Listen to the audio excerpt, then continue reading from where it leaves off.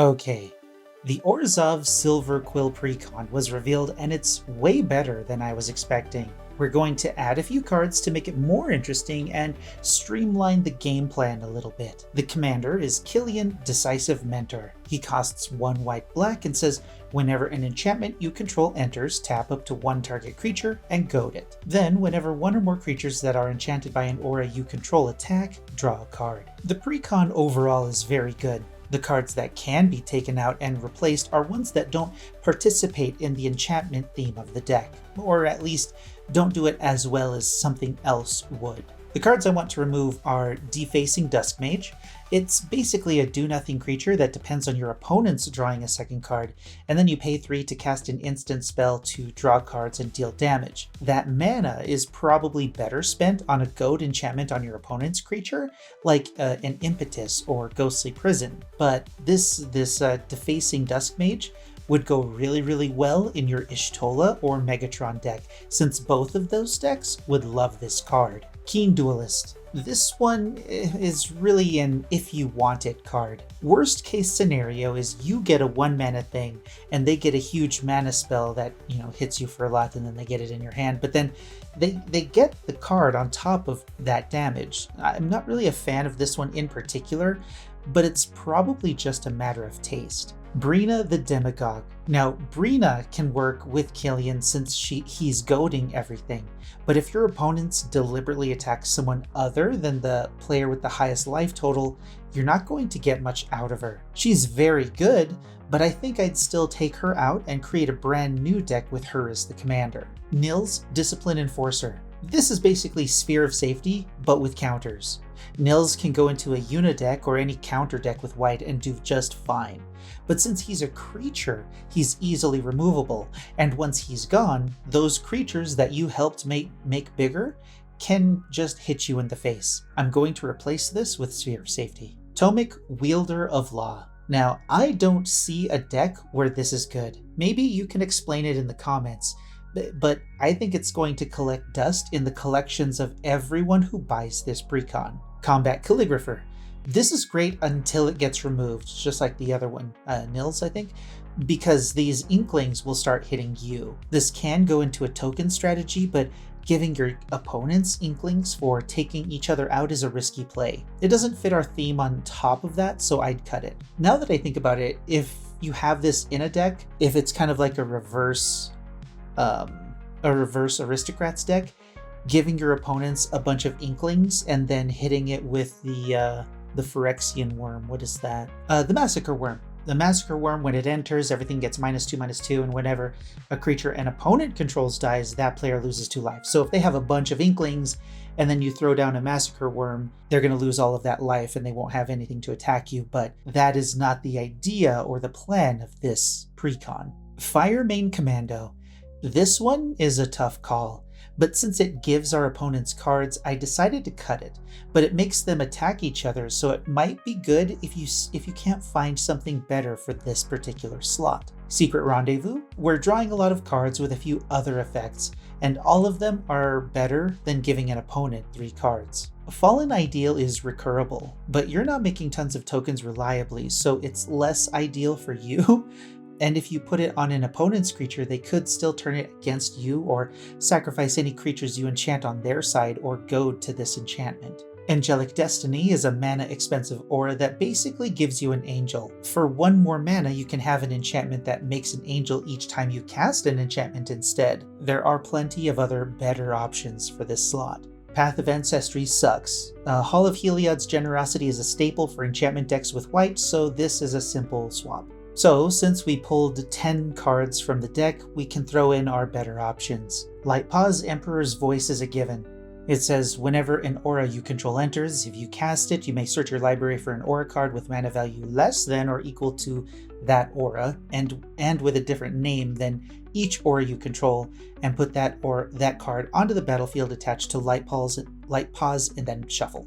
So for each bad aura you put on an enemy's creature, you get a good aura on Lightpaws.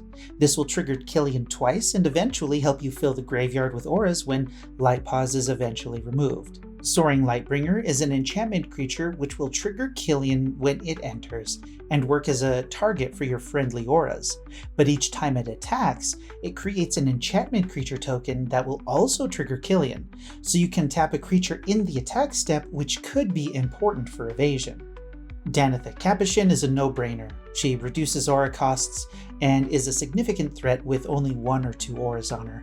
Athreos, God of Passage, is an enchantment creature, but well, it's an enchantment, and since we're kind of light on recursion, this can pull double duty and save our creatures, even if our auras will stay in the graveyard afterwards, but this is kind of a different slot. You could probably choose something else for this slot. Any other of the enchantment creatures or the summon creatures from Final Fantasy, anything else can kind of go in these slots if this doesn't work. But Giggling Skitterspike. This is going to help cause a lot of damage. If we buff this thing, each time we cast an aura targeting it, each opponent loses that much life, equal to its power. So if we put ethereal armor on it first, the next aura we cast will hit the table for tremendous damage because it's targeting Giggling Skitterspike. If we can cast another aura, it will deal tremendous damage +1. Then if we attack, we've dealt 3 times X damage to the table, where X is the number of enchantments that are on the field. 5 enchantments means 12 to 15 damage by the time you're done. It's a great include as well as an indestructible beastie that will be hard to get rid of. The last creature is Kitsune Mystic. It's a flip card. Once it has 2 auras on the base side, it flips and then it becomes Autumn Tail. You can then pay 1 generic mana to move an aura from one creature to another creature. Keeping mana up to shift things around can be really funny if they try to take out a creature or you need an aura on something else more beneficial. This includes goading auras from one creature to another. Now, the enchantments I want to add are Ethereal Armor, of course. There's no reason not to use this one. Sphere of Safety will replace nils, as I've mentioned before. But then there's Swift Reconfiguration.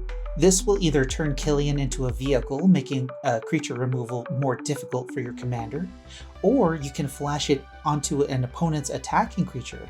It will then become a vehicle and be instantly removed from combat. Then they'll have to crew it for 5 in order to attack again on their next turn.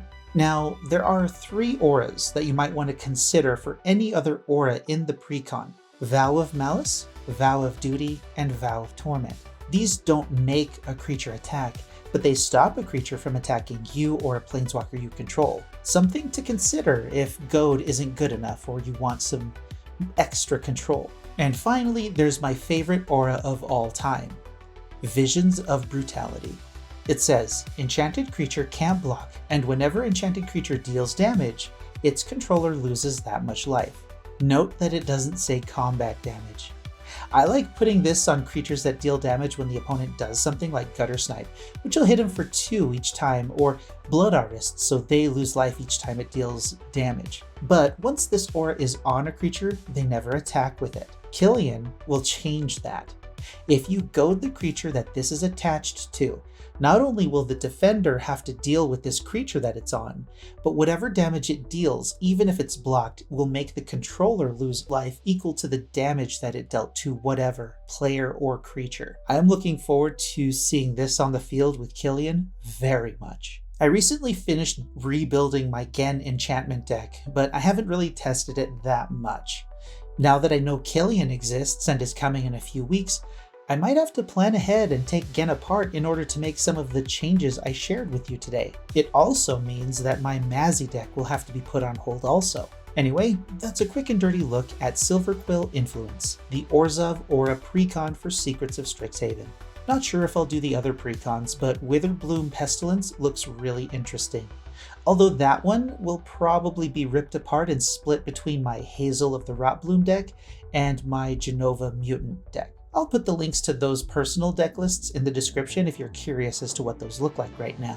On my Mox field, I have a personal folder, and those decks are always changing, so you can follow me there and check out the decks that I have and see how I change them as time goes on.